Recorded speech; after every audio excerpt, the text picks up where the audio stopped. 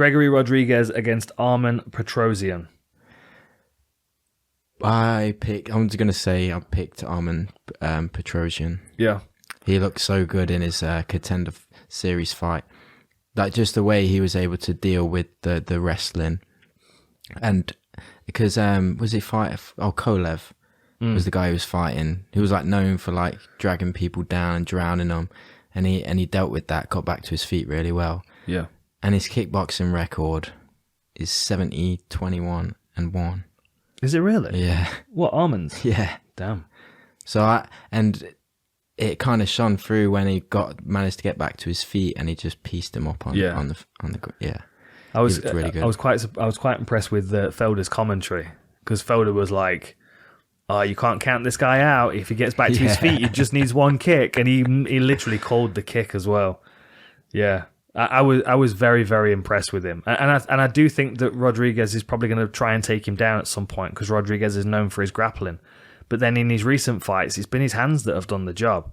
You know, Junyong Park was a great fight, and he got clipped in that one as well, but was able to catch him in the second and finish him.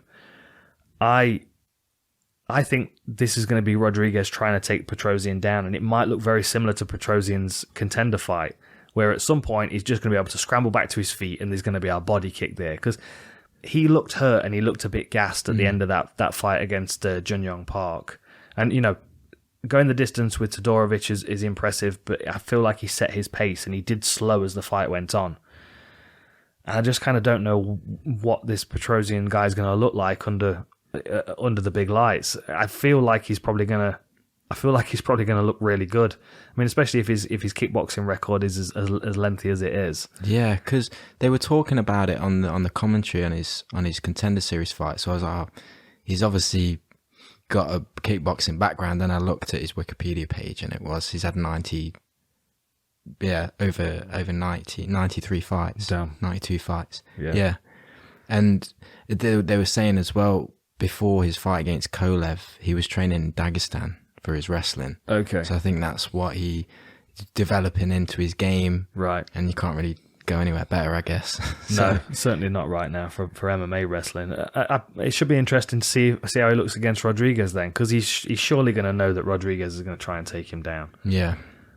Like, I mean, although Rodrigues' hands have gotten better with that amount of striking experience, I think Petrosyan's going to scare the hell out of him. Yeah, good fight. Yeah, I think Petrosyan's going to knock him out. Like, Rodrigues is a weird one, because he's a fighter that I always underestimate, because he just doesn't. I don't know. Every time he steps in there, I'm like, this guy's here to get knocked out. But then he keeps winning, doesn't he? I mean, he only lost his Contender Series fight against Jordan Williams. Yeah, in the UFC, he had a couple earlier. No, they are professional. But then later on in his career, I mean, what's he on? A 2, 3, 4 fight win streak. Yeah, it's funny because when I started, I started looking at Gregory first. I was like, oh man, this guy's great. Like, he looks great, really strong, like really good grappler as well. But then I saw Petrosyan, and I was like, nah. Yeah. Just in the striking, I just think he's like levels above. Yeah. Yeah. Interesting addition to middleweight. 6 finishes knockouts compared to 9 finishes for Rodrigues, 6 knockouts and 3 submissions, 11-3. Same height, 4-inch reach advantage for Rodrigues.